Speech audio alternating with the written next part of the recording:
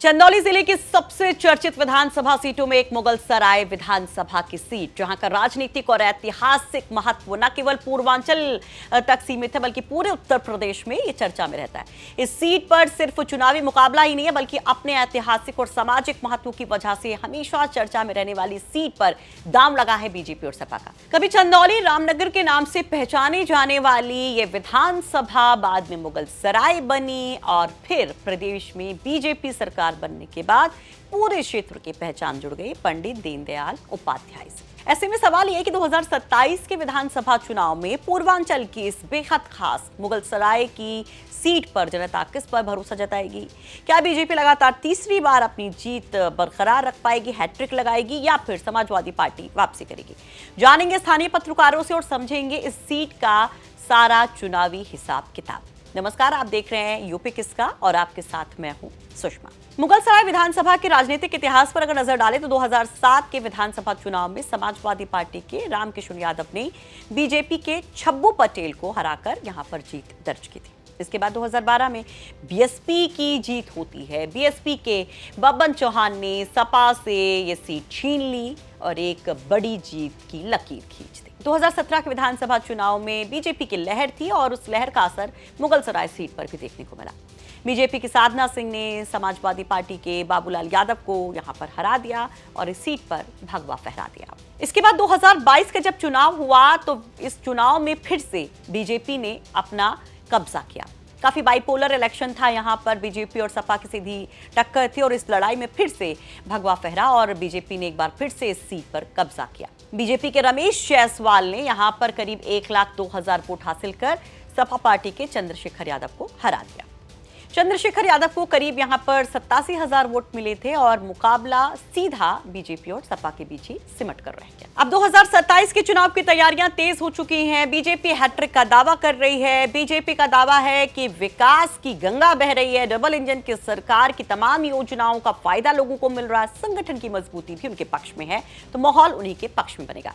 लेकिन समाजवादी पार्टी कहती है कि इनके दावे कोरे हैं। इस बार जनता बदलाव चाहती क्योंकि काम कुछ हुआ नहीं है और पार्टी संगठन उनका और ज्यादा मजबूत है और पूरे पूर्वांचल के साथ साथ इस मुगलसराय की सीट पर भी पीडीए का ही कार्ड चलेगा और जीत उनकी ही होगी। क्षेत्र के सर्वांगीण विकास की जो सोच मेरी थी उस सोच के अनुकूल मैंने काम भी किया।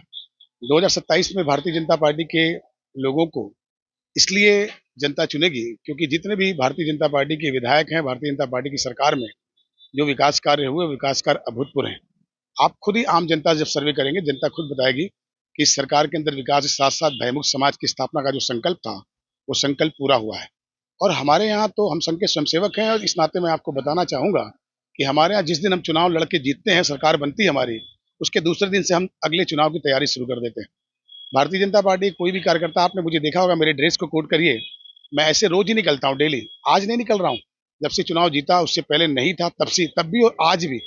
इस नाते हम लोगों ने विकास, बहुत सारे विकास के, जनता के मूलभूत जरूरतों के साथ जुड़े रहे, उनकी छोटी छोटी समस्याओं के साथ भी अपने को जोड़ा, उनके साथ एक मानवीय रिश्ते कायम किए, एक व्यवहारिक रिश्ते कायम किए। यही कारण है कि अभूतपूर्व स्थिति बन रही है। मैं आपको निवेदन के साथ कहना चाहता हूँ, सारा निर्णय मैंडेट जनता का होता है। जनता के आशीर्वाद से ही हम सारे लोगों को विधानसभा में काम करने का, विधायी व्यवस्था में काम करने का, क्षेत्र के विकास करने का अवसर मिलता है। मैं समझता हूँ कि हम लोगों ने एक सामान्य आदमी की तरह विधानसभा में काम किया है और आम जनता यह महसूस करती है। हम लोगों को तैयारी विशेष नहीं करनी होती है। खैर, चुनाव तो बहुत संवेदनशील ही होता है, संवेदनशीलता के साथ लड़नी भी पड़ती है, परंतु मैं समझता हूँ भारतीय जनता पार्टी कार्यकर्ता संवेदनशील शुरू से रहते हैं, इस नाते उन्हें कोई कठिनाई नहीं है। 27 में भारतीय जनता पार्टी की सरकार बनेगी और निश्चित तौर पर हम जनता के उन अपेक्षाओं के साथ पुनः खड़े उतरेंगे जो अपेक्षा जनता हमसे अनंत काल तक के लिए करती है। सबसे पहले तो आपको धन्यवाद। और 2022 में चुनाव हम लोग लड़े क्योंकि समय हम लोगों को बहुत कम मिला था और कम समय में बहुत लोगों ने अपना प्यार और समर्थन दिया। कुछ कमियां रह गई जिसके कारण हम लोगों ने चुनाव नहीं जीत पाए, लेकिन हम जनादेश का सम्मान करते हैं और जो कमियां रह गई उसकी रणनीति बनाई गई है। उस रणनीति के तहत हम लोग 2027 के चुनाव को फतह करने का काम करेंगे। 2027 में जनता आपको क्यों चुनेगी? जनता, मुगलसराय की जनता हर मुद्दे में परेशान है। आप देखे होंगे सड़क चौड़ीकरण में जिस तरह व्यापारियों का शोषण हुआ, जिस तरह किसान परेशान है, मजदूर परेशान है, बेरोजगार परेशान है, हर वर्ग के लोग परेशान हैं।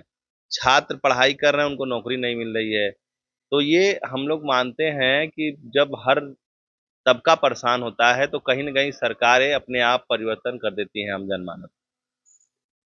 ये बताइए कि पीटीए फार्मूला लागू होगा मुगलसराय में? एकदम पीडीए के तहत ही माननीय अखिलेश यादव जी चुनाव लड़ाएँगे और पीडीए के तहत ही और पीडीए को लेके ही हम लोग चुनाव जीतने का काम करेंगे। तो खैर ये रहे अपने अपने दावे, लेकिन अगर सामाजिक और जातीय समीकरणों की बात करें तो मुगलसराय विधानसभा में वैश्य, यादव, मुस्लिम, क्षत्रिय, ब्राह्मण और दलित मतदाता चुनाव को बदलने वाले वोटर्स माने जाते हैं। इनकी काफी बड़ी भूमिका होती है। इसके अलावा बेन, चौहान, पटेल, मौर्य, राजभर और मल्लाह समाज के वोट भी यहाँ पर बड़ा खेल कर सकते हैं। चलिए आपको दिखाते हैं कि आखिर किस बिरादरी का लगभग कितना वोट इस मुगलसराय विधानसभा सीट में देखने को मिलता है। अगर कुल मतदाताओं की बात करें तो करीब 4 लाख कुल मतदाता यहाँ पर मुस्लिम करीब 47,000 बताए जाते हैं, वैश्य करीब 40,000, यादव करीब यहाँ पर 40,000 वोटर बताए जाते हैं। और ये क्योंकि एग्जैक्ट फिगर नहीं है, तमाम जो सर्वे होते हैं उसके आधार पर ये हम जानकारी दे रहे हैं। दलित करीब यहाँ पर 38,000 है, क्षत्रिय करीब यहाँ पर 34,000 वोटर्स बताए जाते हैं। इसके अलावा ब्राह्मण करीब 30,000, बिन करीब 27,000, चौहान करीब 24,000 और बिहार जाति का वोट करीब यहाँ पर 22,000 बताया जाता है। वहीं पटेल करीब 17,000 के करीब बताए जाते हैं और मौर्य करीब 11,000 और बाकी जो जातियां हैं वो भी यहाँ पर कई जगहों पर काफी प्रभावशाली हैं। राजनीतिक जानकारों का मानना है कि फिलहाल मुगलसराय में बीजेपी जो है काफी मजबूत स्थिति में दिखाई देती है, लेकिन अगर समाजवादी पार्टी अपने पारंपरिक वोट बैंक के साथ बाकी पिछड़ों को भी जोड़ने में कामयाब रहती है, जैसा कि पीडीए के जरिए करने की कोशिश की जा रही है, तो मुकाबला काफी दिलचस्प हो सकता है।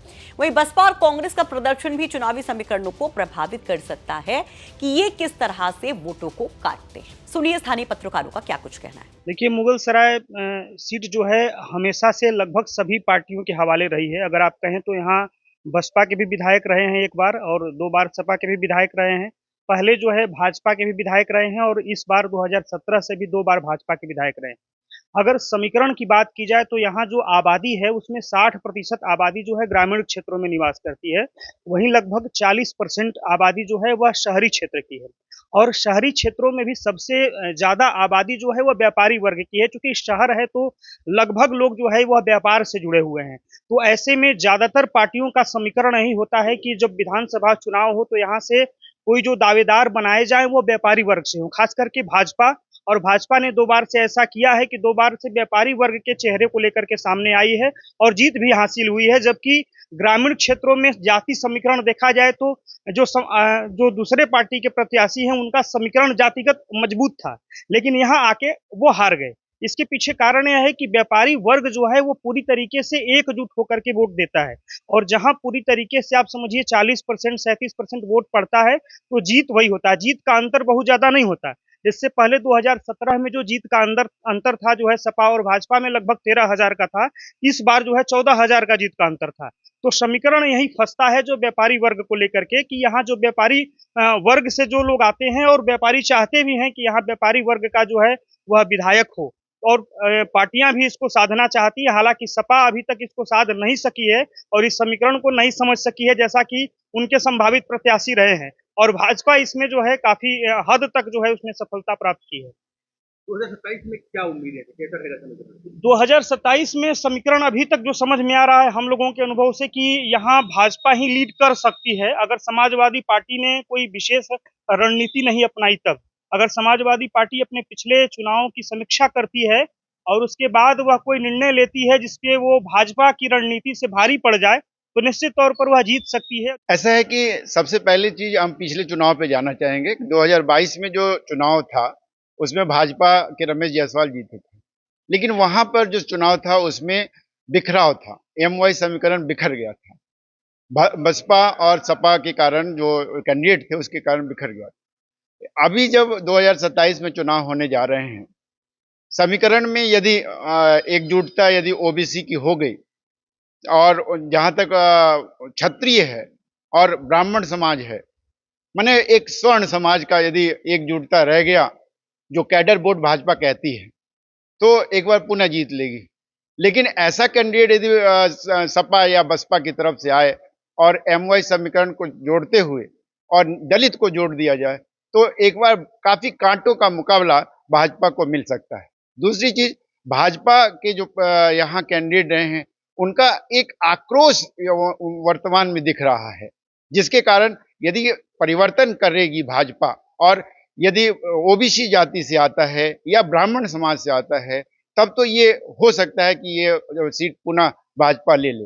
अन्यथा कांटे की टक्कर होगी यदि सही तरीके से बसपा या सपा कैंडिडेट दे देती है और एमवाई समीकरण को साध लेती है। तो ये देखिए तमाम समीकरण है, स्थानीय पत्रकारों की अपनी राय है, लेकिन मुगल सराय को लेकर आप क्या कहेंगे? आपके मन में क्या है? अगर आप वहां के वोटर हैं, आपको क्या लगता है कि किसका पलड़ा भारी? हालांकि अभी है इंतजार वहां के उम्मीदवारों का। तो अपनी राय फटाफट कमेंट बॉक्स में रखिए। और ये रिपोर्ट तैयार करने में मदद की है चंदौली से हमारे सहयोगी उदय गुप्ता ने।